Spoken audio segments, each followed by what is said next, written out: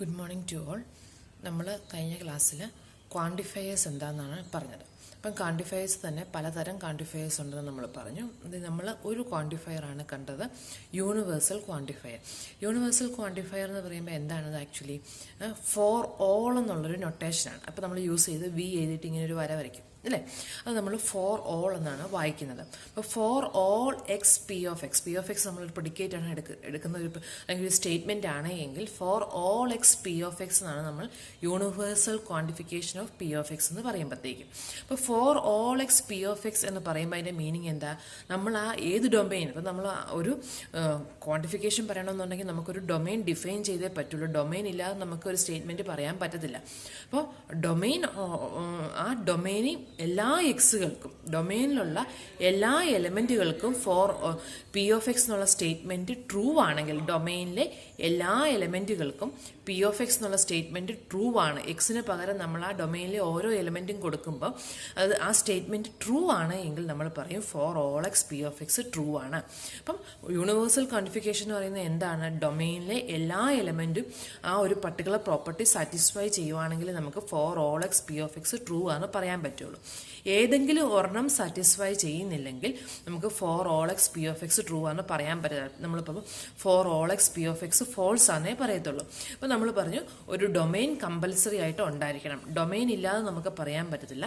അപ്പം ആ particular domain മാറുന്നതനുസരിച്ച് പി ഓഫ് എക്സിൻ്റെ ട്രൂത്ത് വാല്യൂ മാറിക്കൊണ്ടിരിക്കും. അപ്പം നമ്മൾ ഇപ്പോൾ ഫോർ എക്സാമ്പിൾ നമ്മൾ for all x square p of x എന്നുള്ള statement x square greater than 0 എന്ന് വിചാരിക്കാം. അപ്പോൾ നമ്മൾ എക്സ് സ്ക്വയർ ഗ്രേറ്റർ ദാൻ 0 എന്നുള്ള സ്റ്റേറ്റ്മെൻറ്റ് എടുത്തു. ഫോർ ഓൾ എക്സ് നമ്മൾ over set of real numbers എടുക്കുവാണെങ്കിൽ അത് ഫോൾസാണ്. കാരണം എന്താ? എക്സ് ഈക്വൽ ടു 0യിൽ എക്സ് സ്ക്വയർ എന്ന് പറയുന്നത് 0, അത് ഗ്രേറ്റർ ദാൻ 0 ആകുന്നില്ല. പക്ഷേ നമ്മൾ പോസിറ്റീവ് ഇൻഡിജേഴ്സ് മാത്രമായിട്ട് കൺസിഡർ ചെയ്യുവാണെങ്കിൽ പോസിറ്റീവ് ഇൻഡിജേഴ്സിൻ്റെ എല്ലാം സ്ക്വയർ ഗ്രേറ്റർ ദാൻ 0യാണ്. പോസിറ്റീവ് ഇൻഡിജേഴ്സിനകത്ത് 0 വരുന്നില്ല. അപ്പോൾ നമ്മൾ ആദ്യത്തെ ഡൊമെയിൻ പറഞ്ഞപ്പോൾ സെറ്റ് ഓഫ് റിയൽ നമ്പേഴ്സ് ആയിരുന്നു. സെറ്റ് ഓഫ് റിയൽ നമ്പേഴ്സ് പറഞ്ഞപ്പോഴത്തേക്കും അവിടെ ആ സ്റ്റേറ്റ്മെൻറ്റ് ട്രൂ ആയി. പക്ഷേ set of real statement false ആണ്. കാരണം എക്സ് ഈക്വൽ ടു 0 സാറ്റിസ്ഫൈ ചെയ്യുന്നില്ല. For all x P of x അവിടെ ഫോൾസ് ആണ്. പക്ഷേ നമ്മൾ പോസിറ്റീവ് ഇൻഡിജേഴ്സ് കൺസിഡർ ചെയ്തപ്പോൾ 0 അതിൻ്റെ അത് വരുന്നില്ലാത്തത് കൊണ്ട് 0 മാത്രമേ അത് സാറ്റിസ്ഫൈ ചെയ്യുന്നില്ലാത്തതുകൊണ്ടായിരുന്നുള്ളൂ. അപ്പോൾ 0 പുതിയ ഡൊമെയിനിൽ അത് 0 ഇല്ലാത്തത് കൊണ്ട് ഇത് ട്രൂ ആണെന്ന് നമുക്ക് പറയാൻ പറ്റും. അപ്പോൾ ഒരു പർട്ടിക്കുലർ നമ്പർ ഇത് സാറ്റിസ്ഫൈ ചെയ്യുക, അല്ലെങ്കിൽ ഒരു പർട്ടിക്കുലർ ഇത് എലമെൻറ്റ് സാറ്റിസ്ഫൈ ചെയ്യുന്നില്ലെങ്കിൽ നമ്മൾ അതിനെ കൗണ്ടർ എക്സാമ്പിൾ എന്നാണ് പറയുന്നത്. അപ്പോൾ for all x P of x false ആണെന്ന് കാണിക്കാൻ വേണ്ടി നമ്മൾ ഏതെങ്കിലും ഒരു കൗണ്ടർ എക്സാമ്പിൾ കാണിച്ചാൽ മതി. ഏതെങ്കിലും ഒരെണ്ണം സാറ്റിസ്ഫൈ ചെയ്യുന്നില്ല എന്ന് കാണിക്കാൻ വേണ്ടി ആ ഒരു നമ്പറിനെയാണ് നമ്മൾ കൗണ്ടർ എക്സാമ്പിൾ എന്ന് പറയുന്നത്. പിന്നെ നമ്മൾ പറഞ്ഞു ഒരു ഡൊമെയിൻ എപ്പോഴും വേണം. ഡൊമെയിൻ ഇല്ല, ആ ഡൊമെയിൻ എം ടി ആണെങ്കിൽ നമുക്കിത് ട്രൂ ആണെന്ന് പറയാം. കാരണം four all x P of x എന്ന് പറയുമ്പോഴത്തേക്കും ഡൊമെയിനിലെ എല്ലാ എലമെൻറ്റുകൾക്കും ഇത് ട്രൂ ആണ്, ഒന്നിനും ഫോൾസ് ആകുന്നില്ല എന്നുള്ളതാണ് എൻ്റെ മീനിങ്.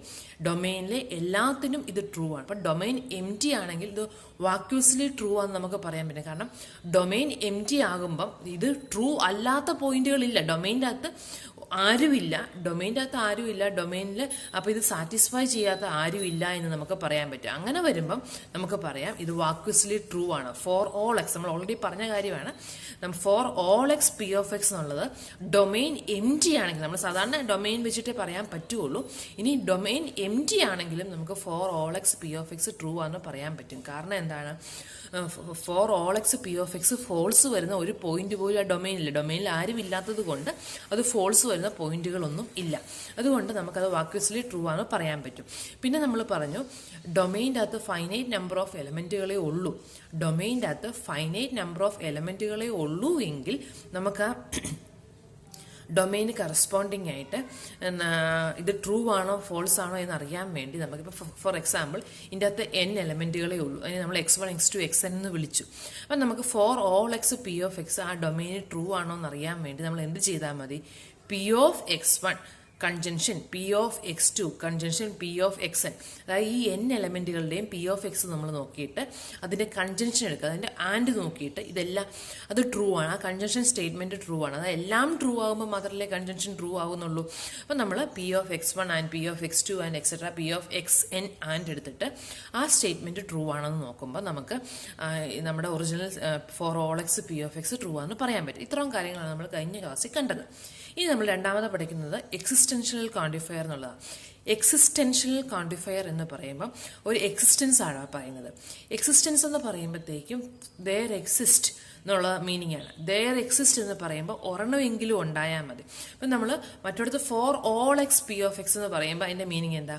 നമ്മൾ പറയുന്ന ഡൊമൈനിൽ മൊത്തം പി ഓഫ് എക്സ് ട്രൂ ആയിരിക്കണം.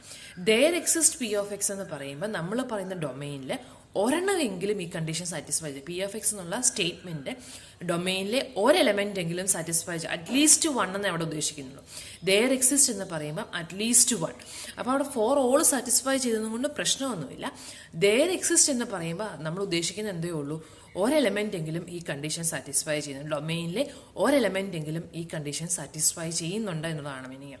അപ്പം നമ്മൾ ഫോർ സം എന്നും നമ്മൾ പറയും, അറ്റ്ലീസ്റ്റ് വൺ എന്നും പറയും, ദെയർ എക്സിസ്റ്റ് എന്ന് പറയും. അങ്ങനെ പല നൊട്ടേഷൻസ് നമുക്ക് യൂസ് ചെയ്യാം. For at least one, there is, there exist, for some ഒക്കെ നമ്മൾ യൂസ് ചെയ്യാറുണ്ട്. അപ്പോൾ അതിൻ്റെ നൊട്ടേഷൻ എന്ന് പറയുന്നത് നമ്മൾ ഇങ്ങനെ ഇങ്ങോട്ട്, അതായത് നമ്മൾ ഈ എഴുതുന്നതിന് ഇങ്ങോട്ട് എഴുതുന്നു, എന്നിട്ട് നടുക്കലത്തെ പരീക്ഷകൾ വലുതാക്കി വരയ്ക്കുന്നു. ഈ ആണെങ്കിൽ നമ്മൾ അകത്ത് തന്നെ നിൽക്കുന്ന പോലെ വരയ്ക്കും. ഈ തിരിച്ചെഴുതുന്ന പോലെയല്ല, ഈ തിരിച്ചെഴുതുന്ന പോലെ ടോപ്പും അപ്പവും ഉള്ളൂ. നടുക്കത്തെ വരെ നമ്മൾ നടുക്കൂടിയാണ് വരയ്ക്കുന്നത്. അതേ ഉള്ളൂ അതിൻ്റെ വ്യത്യാസം. ദെയർ എക്സിസ്റ്റ് നോട്ട് കാണുമ്പോൾ നിങ്ങൾക്ക് മനസ്സിലാവും. അപ്പം ദെയർ എക്സിസ്റ്റ് എന്ന് പറയുമ്പോൾ അത് എക്സിസ്റ്റൻഷ്യൽ ക്വാണ്ടിഫയർ ആണെന്നുള്ളത് ഓർക്കുക. എക്സിസ്റ്റൻഷ്യൽ ക്വാണ്ടിഫയർ ഈ പറഞ്ഞ പോലെ നമുക്കൊരു ഡൊമൈൻ ഓഫ് ഡിസ്കോഴ്സ് വേണം. ഒരു ഡൊമൈൻ ഉണ്ടെങ്കിൽ നമുക്കത് സ്റ്റേറ്റ്മെന്റ് ട്രൂ ആണോ ഫോൾസ് ആണോ എന്ന് പറയാൻ പറ്റുള്ളൂ. ഡൊമൈനിലെ ഒരു എലമെന്റ് എങ്കിലും നമ്മുടെ പി ഓഫ് എക്സ് എന്നുള്ള കണ്ടീഷൻ സാറ്റിസ്ഫൈ ചെയ്യുവാണെങ്കിൽ നമ്മൾ പറയും there exist P of x is true. അതിന് അറ്റ്ലീസ്റ്റ് ഒരെണ്ണമെങ്കിലും സാറ്റിസ്ഫൈ ചെയ്താൽ നമുക്കത് ട്രൂ ആണെന്ന് പറയാം. അപ്പോൾ അങ്ങനെ വരുമ്പോൾ നമ്മൾ നേരത്തെ പറഞ്ഞു യൂണിവേഴ്സൽ ക്വാണ്ടിഫയർ ആണെങ്കിൽ നമ്മൾ n എലമെന്റ്സ് ഉള്ളപ്പോൾ നമ്മൾ P of x one and P of x two and P of x three ഇതെല്ലാം ട്രൂ ആണെങ്കിൽ നമ്മൾ for all x P of x true എന്ന് പറയും. ഇവിടെ എന്ത് മതി? ഏതെങ്കിലും ഒന്ന് ട്രൂ ആയാൽ മതി. അപ്പം നമ്മൾ എന്ത് ചെയ്താൽ മതി? P of x one or P of x two or P of x three or etcetera P of x എന്നുള്ള സ്റ്റേറ്റ്മെന്റ് നോക്കിയിട്ട് അത് ട്രൂ ആണ്, അതായത് ഡിസ്ജൻഷൻ എടുത്താൽ മതി. P of x one, P of x two, P of x എന്നുള്ള ആ സ്റ്റേറ്റ്മെന്റുകളുടെ ഡിസ്ജൻഷൻ എടുത്തിട്ട് അത് ട്രൂ ആണെങ്കിൽ we can say the statement is true. There exist P of x true ആണെന്ന് പറയും. There exist P of x true ആണെന്ന് നോക്കാൻ വേണ്ടി നമുക്ക് എന്ത് ചെയ്താൽ മതി?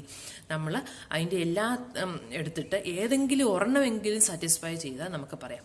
അപ്പം നമുക്ക് for all x P of x false ആണെന്ന് കാണിക്കാനായിട്ട് നമുക്ക് എന്ത് ചെയ്താൽ മതിയായിരുന്നു? ഏതെങ്കിലും ഒരെണ്ണം സാറ്റിസ്ഫൈ ചെയ്യുന്നില്ലെന്ന് കാണിച്ചാൽ മതിയായിരുന്നു. പക്ഷെ ഇവിടെ ഏതെങ്കിലും ഒരെണ്ണം സാറ്റിസ്ഫൈ ചെയ്താൽ മതി ഇത് ട്രൂ ആണെന്ന് കാണിക്കാൻ വേണ്ടി. അതാണ് നമ്മളോട് വേണ്ടത്. ഫോർ ഓൾ എക്സിന് എല്ലാം സാറ്റിസ്ഫൈ ചെയ്യണം. ഡൊമൈനിലെ എല്ലാ എലമെന്റുകളും സാറ്റിസ്ഫൈ ചെയ്യണം.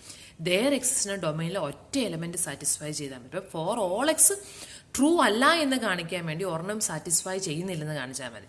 ഇവിടെ there exist P of x false ആണെന്ന് കാണിക്കണമെന്നുണ്ടെങ്കിൽ ഡൊമൈനിൽ ആരും സാറ്റിസ്ഫൈ ചെയ്യുന്നില്ലെന്നാണ് കാണിക്കേണ്ടത്. എല്ലാ എലമെന്റും എടുത്തിട്ട് ഇത് സാറ്റിസ്ഫൈ ചെയ്യുന്നില്ല, ഇത് സാറ്റിസ്ഫൈ ചെയ്യുന്നില്ല, അങ്ങനെ വേണം കാണിക്കാൻ. മറ്റടുത്ത് ഒരെണ്ണം സാറ്റിസ്ഫൈ ചെയ്തില്ലെങ്കിൽ നമുക്കത് ഫോൾസ് ആണെന്ന് പറയാം. ഫോർ ഓൾ എന്ന് പറയുമ്പോഴത്തേക്കും ഒരെണ്ണം സാറ്റിസ്ഫൈ ചെയ്തില്ലെങ്കിൽ അത് ഫോൾസ് ആണ്.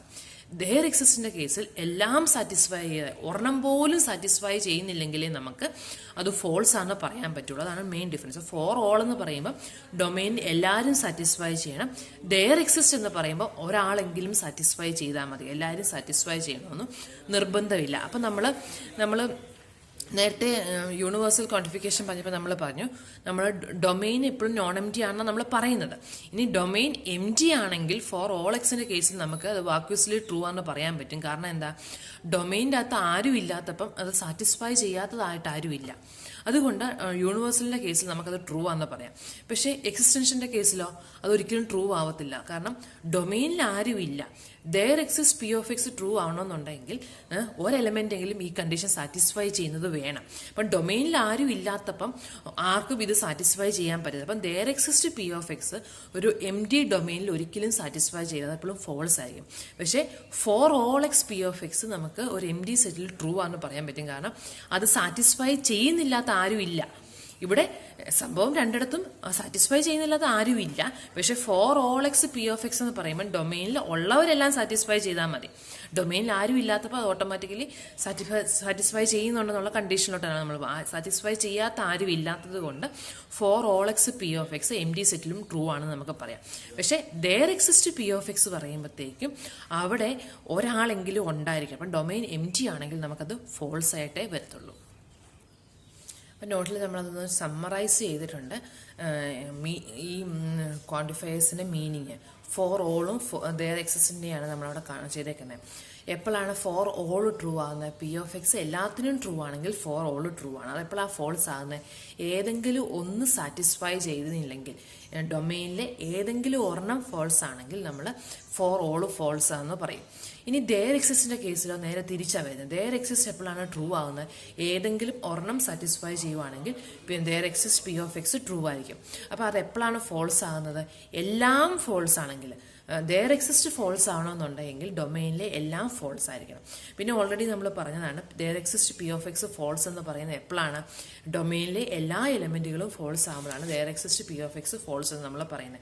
പിന്നെ ഞാൻ പറഞ്ഞു there exist P of x true ആണെന്ന് നോക്കാൻ വേണ്ടി ഫൈനൽ നമ്പർ ഓഫ് എലമെൻറ്റുകളേ ഉള്ളൂ എങ്കിൽ നമ്മൾ അതിൻ്റെ ഡിസ്ജൻഷൻ എടുത്താൽ മതി, ഓർ എടുത്താൽ മതി. ഈ P of x one or P of x two or etcetera P of X and or ചെയ്യുമ്പോൾ അത് ട്രൂ, ആ ഒരു സ്റ്റേറ്റ്മെൻറ്റ്, ആ ഓർ സ്റ്റേറ്റ്മെൻറ്റ് ട്രൂ ആണെങ്കിൽ നമുക്ക് there exist P of x true ആണെന്ന് പറയാൻ പറ്റും. പിന്നെ ഓൾറെഡി നമ്മൾ പറഞ്ഞു ഡൊമെയിനിൽ ഒരു എലമെൻറ്റെങ്കിലും സാറ്റിസ്ഫൈ ചെയ്യണമെന്ന് പറയും. അപ്പോൾ ഡൊമെയിൻ എം ടി ആണെങ്കിൽ നമുക്കിത് ട്രൂ ആണെന്ന് പറയാൻ പറ്റില്ല. കാരണം ഒരാളെങ്കിലും സാറ്റിസ്ഫൈ ചെയ്തെങ്കിൽ നമുക്ക് there exist P of x true ആണെന്ന് പറയാൻ പറ്റുള്ളൂ. ഇനി പറയുന്ന ലൂപ്പിങ് വെച്ചിട്ട് അത് വലിയ ഇമ്പോർട്ടൻ്റ് ആയിട്ടുള്ളൊരു കാര്യമൊന്നുമല്ല, നമുക്ക് ആ ഒരു കൺസെപ്റ്റ് മനസ്സിലാക്കാൻ വേണ്ടി പറയുന്നതേ ഉള്ളൂ. ലൂപ്പിങ് വെച്ചിട്ട് നമുക്ക് എങ്ങനെ ഈ ക്വാണ്ടിഫയേഴ്സിനെ പറയാൻ പറ്റും? നമ്മൾ പറഞ്ഞു there exist P of x true ആവണമെന്നുണ്ടെങ്കിൽ, there exist P of x true ആവണമെന്നുണ്ടെങ്കിൽ ഏതെങ്കിലും ഒരു പി ഓഫ് എക്സ് ട്രൂ ആയാൽ മതി. ആ ഡൊമെയിനിലെ ഏതെങ്കിലും ഒരു എക്സിനെ കറസ്പോണ്ടിങ് ആയിട്ട് പി ഓഫ് എക്സ് ട്രൂ ആണെങ്കിൽ there exist P of x true ആണെന്ന് പറയാം. ഫോർ ഓൾ എക്സ് ആണെങ്കിലോ, for all x P of x true ആണെന്നുണ്ടെങ്കിൽ ഡൊമെയിനിലെ എല്ലാത്തിനും ട്രൂ ആയിരിക്കണം. അപ്പം നമ്മൾ അതെങ്ങനെ നമുക്ക് ലൂപ്പിങ് വെച്ച് പറയാമെന്നോ. അപ്പം നമ്മൾ ചെയ്യുന്നത് എന്നാന്ന് വെച്ചാൽ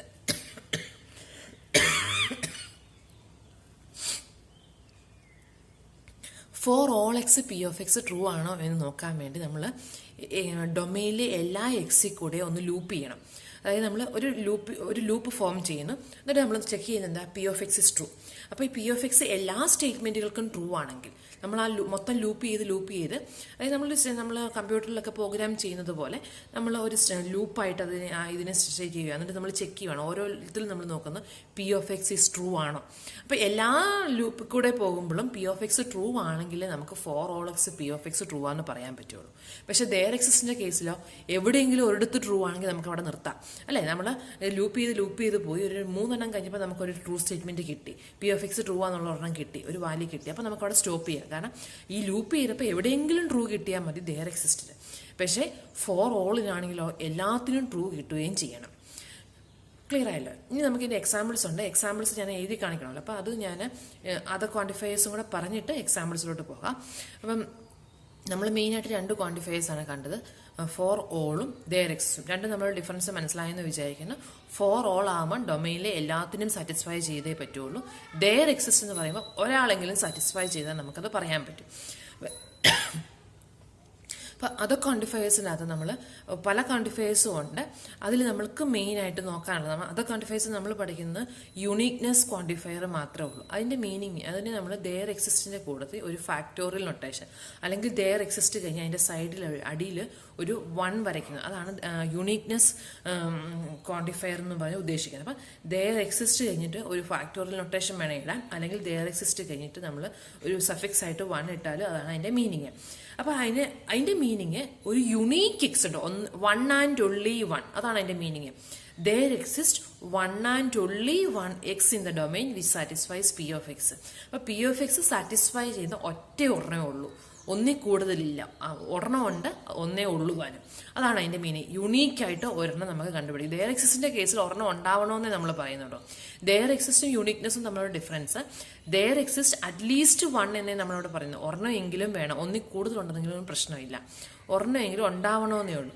യുണീക്നെസ്സിൻ്റെ കേസിൽ ഒരെണ്ണം കമ്പൽസറി ആയിട്ട് ഉണ്ടായിരിക്കണം, ഒന്നേ പാടുള്ളൂ. അതാണ് അവ തമ്മിലുള്ള ഡിഫറൻസ്. ഇനി നമുക്ക് ഇതിനെ ബേസ് ചെയ്തിട്ടുള്ള പ്രോബ്ലംസ് എക്സാമ്പിൾസ് കണ്ടിട്ട് ബാക്കി ചെയ്യാം.